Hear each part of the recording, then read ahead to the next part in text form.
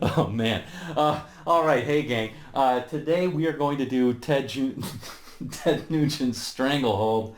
Uh, One of the very first songs I learned and totally learned it wrong when I was young. And it's all right. Doesn't matter, man. As Uncle Ted says, it's all about your attitude when you play. Anyway, we're going to do the intro, which is way cool. And we're going to do that first amazing first solo. Very, very memorable. And it's got one line that is just so super hard to emulate. Anyway, we'll hook you up. All right. Just a second. We'll go through that, and yeah, I don't know what the hell else to say. Let's get to it. Okay, gang. Clearly, I'm having too much fun making this video. All right, let's get down to business. First of all, a couple of shout outs. One to Matt, who requested this recently, among many others who have requested it, so this is a long time in coming. And second one, special shout out to my high school buddy Jeff. Great bass player. We played at your graduation party, and even though Ted never showed up at that, it was still a hell of a lot of fun, so this is for you. Okay, you can download the tab for this from the link in the description below. It's going to make your life a lot easier. Okay, so we're going to do the intro first, and then we'll do the solo.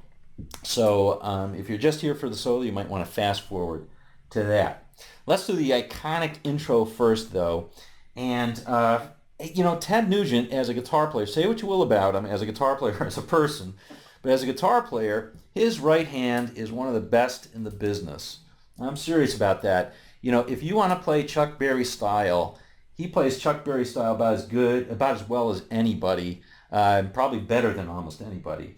So that right hand is incredible. In fact, if you look at his guitars, they don't have pick guards. He wears them out. He wears out all the paint underneath there. He's playing very hard, very rhythmic with his right hand. So that's going to be the challenge in the opening, is really that.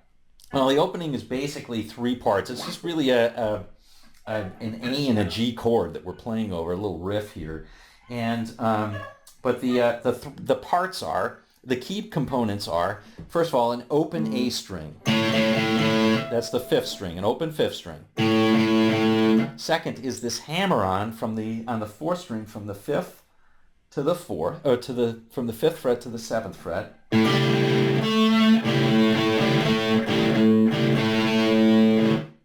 Right?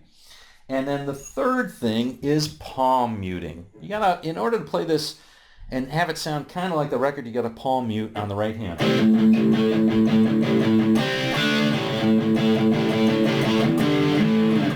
Okay, so you put all those elements together, that forms the backdrop for what we're going to do. And remember, it's not about getting it exactly, it's about your attitude on this one, so you can take some shortcuts and it's still going to sound great. Okay, so let's go over, I'll try and play it slowly. It's very hard for me to play it slowly, but anyway, let me play the whole thing slowly, and we'll see how it goes. So it starts like this.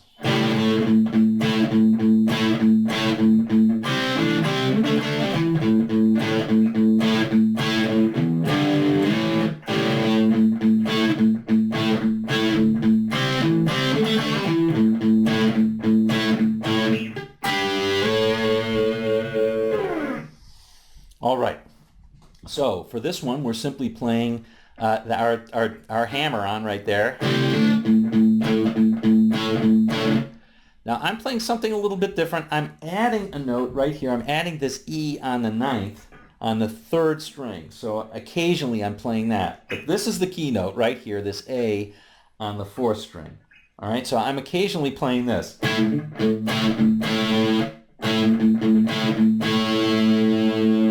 If you want to and have fun with it, you can even add this A on the second string, 10th fret, if you want to. But anyway, any of those sound good. I've written out the one with the E on the 9th fret, 3rd string. Okay? So that's how we'll start out. And then we play this little pattern right here. Okay, so that is just a double stop on the 4th and 3rd strings on the 5th fret. And then I'm playing the the 7th on the 5th string, and then coming back to it. And then playing the following right here on a double stop on the 7th. Again, the 4th and 3rd strings, 7th fret.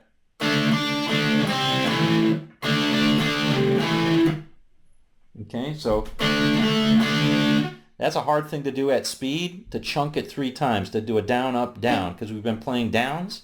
Now you want to do a down, up, down. Now it doesn't matter. You pull off to this double stop, which is on the 5th fret, and then you hit the 7th fret on the 5th string. Now it doesn't matter if you hit the 7th fret or you just play that open.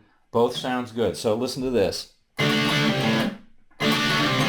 That sounds great, right? And I think he often plays that. I've written it like this.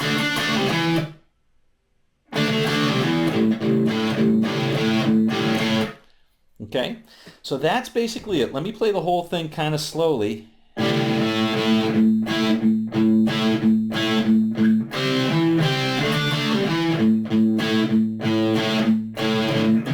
Now we just play a G and an A. Now if you listen very carefully, he plays an open E string, which is the 6th, before he plays that.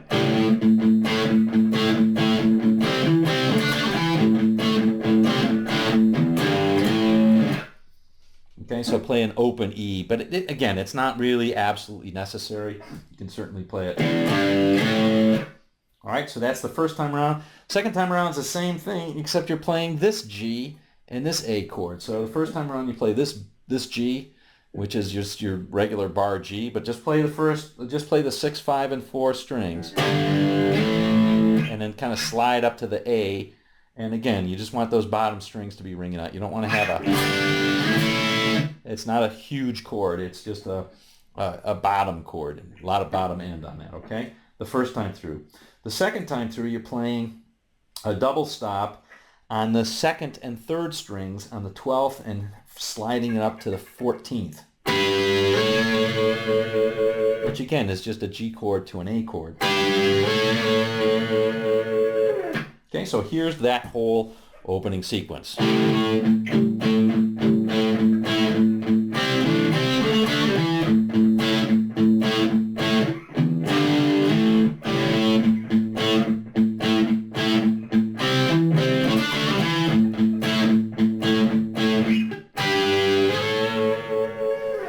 Okay, then it just repeats.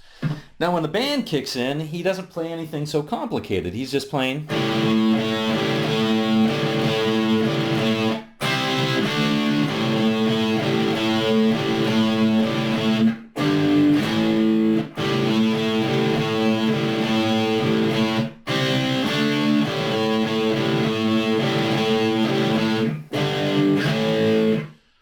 So that fits. You don't want something super busy, getting in the way of the singer and all of that.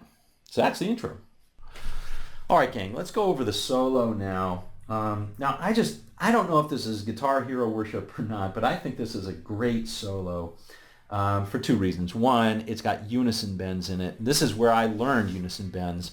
I didn't learn it from Jimmy Page, who did them plenty.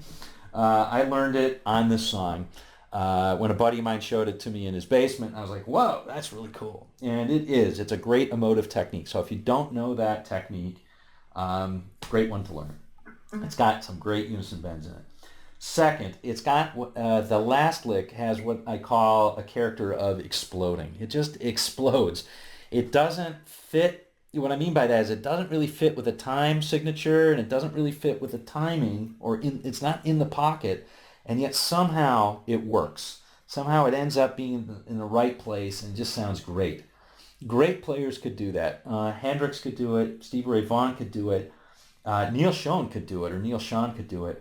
If you listen to his solo in Any Way You Want It, it has a lot of that, where he's just playing a flurry of notes, and somehow it seems like the timing is wrong, but somehow it ends up at the right place, and it just sounds amazing. So Ted Nugent does it in this lick. So I've always loved that about this particular lick. It's a hard one to get down, and yeah, it's just a real hard one to get down. Okay, so we're going to do it. Best I can, anyway. So let me play the solo slowly once, and I think, or let me play the first part, the unison bends. Let's play the whole solo, and I'll try and play it as correctly as I can. Here we go.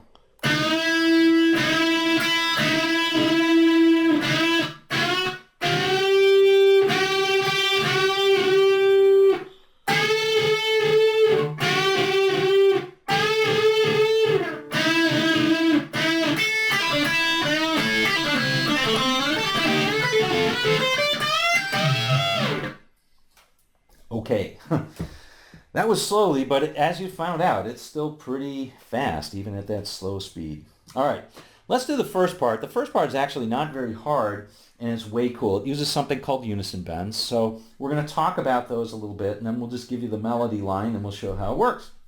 So, the first part is this part right here. That part, okay? So a unison bend is simply a note on one string, and then on the string lower, you're going to hit another note and bend that note up until you reach the note on the higher string. So for example, one unison bend that's used a lot in here is this one right here, and that's just play the E on the 5th string 2nd fret, and then you're going to play the D on the 3rd string 7th fret and bend it up a whole step till you get that E. One more time. All right? And that's it. There's nothing more to it. Now, you want to practice that so you can get good bending, and you don't want, oh, there's a tendency to overbend. That's more common, and even underbending. And neither of those sound all that good. So you want to make sure that you can get that bend right to that note. And vibrato here is your friend, okay? Because if you waver up and around that note, the better you can do that, the more it's going to sound cool. Vibrato sounds really cool, and it's very pleasing to the ear on that one.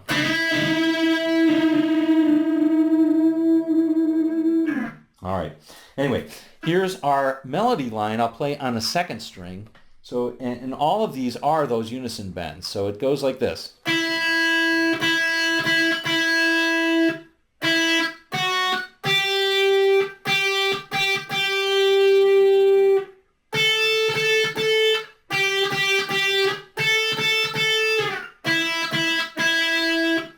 And that's it. Now we're just going to add in the unison bends, and it sounds like this.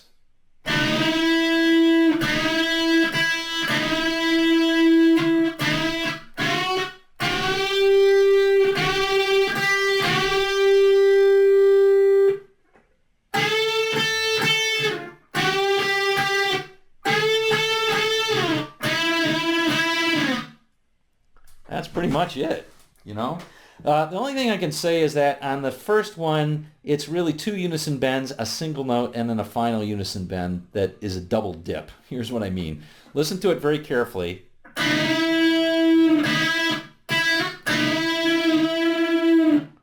Okay, one more time.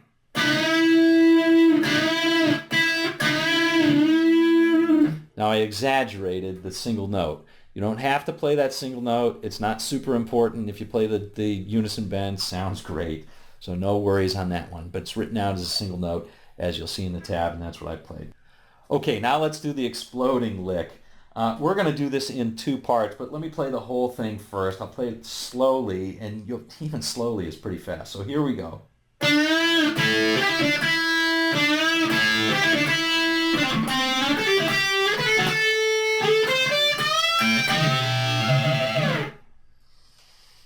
Okay, so we're going to break this up into 2 parts. I'm going to call the first part the Chuck Berry lick, okay? This is a standard lick that you should know. It's helpful to know anyway.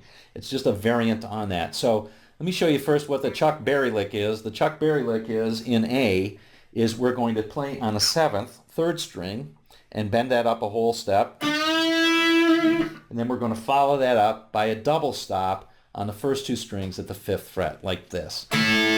So like this. That's what I call the Chuck Berry lick. You can see, used it all the time. A lot of players use that in rock. Okay, so this is a variant of that. So what we're going to do is play that Chuck Berry lick, and then we're going to come down. That's play with a downstroke. Then we're going to come back with an upstroke and play 8th on the 2nd and pull off to 5th, and play the 7th on the 3rd and back to the 5th on the 2nd. Okay, so like so.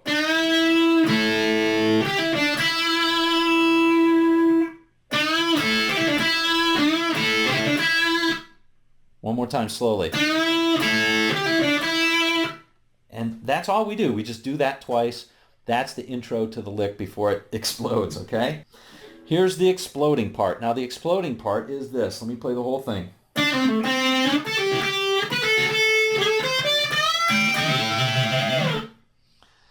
Played very, very fast. That is effective. So first is kind of pretty standard. We're simply going to play on the 3rd string and 4th string. We're going to pull off on the 3rd string 7th to the 3rd string 5th. Play the 4th string 7th and come back up to the 3rd string 5th. So like this. Play that once. Now we're coming up to this fret right here, which is the 10th. We're going to play this on the 2nd and 3rd strings. The rest of this is on the 2nd and 3rd strings. So we're going to play 10th, pull off the 8th, play the 9th on the 3rd, back to the 8th on the 2nd. See, same cadence. So now we're just going to bring that up 2 frets and do the same thing. So 12, pull off to 10, play the 11th on the 2nd, on the 3rd, and then back to the 10 on the 2nd. So now we've got, okay, and now we end this up, we wind up with a really cool lick, and we're going to slide up on the 3rd string from, let's say, the 12th to the 14th. Okay, so that's sliding up to the 14th from the 12th. On the 2nd string, we're going to play 13 and 15. And then we're going to bend up on the 15, play the 15 on the 1st, and then hit them both at the same time. And that's it. That's the end of the lick. So last part is... Okay, let's do that whole quick lick or exploding lick.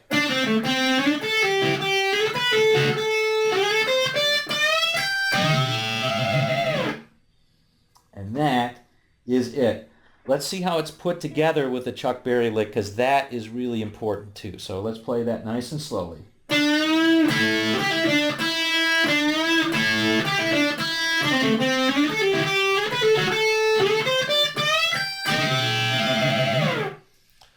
Whew, and that's it. All right. Well, gang, I hope you enjoyed that one as much as I did. I got to tell you, this song just brings me back to 8th grade, playing in my buddy's basement. And, you know, Uncle Ted was a Detroit rocker, and one of the first songs he taught me was this one. So anyway, hope you enjoyed it. I love doing it. We'll see you on down the road.